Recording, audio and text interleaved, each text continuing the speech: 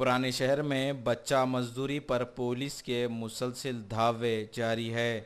याकुतपुरे के इलाके वाहिद कॉलोनी में रैन बाजार पुलिस व south zone task force police की मुश्तरका कार्रवाई में चूड़ियों के कारखाने पर धावा करते हुए 17 बच्चों को आज़ाद करवा लिया। ये बच्चे बिहार, उत्तर प्रदेश और दीगर रियासतों के रहने वाले बताए गए। ये मासूम बच्चे रात दिन चूड़ियाँ बनाने का काम अंजाम देते थे। पुलिस ने मालिकीन के खिलाफ मुकदमा दर्ज करते हुए उन बच्चों को रेस्क्यू होम मुंतकिल कर दिया।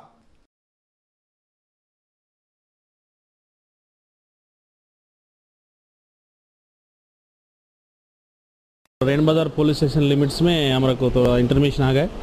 ऐसा छोटा छोटा बच्चा है बैंगल कारखाना में काम कर रहे बोल के वाहिद कॉलोनी में याकुतपुरा में ऐसे ये काम कर रहे बोल के हमारे को थोड़ा इंटरमेशन आ गए।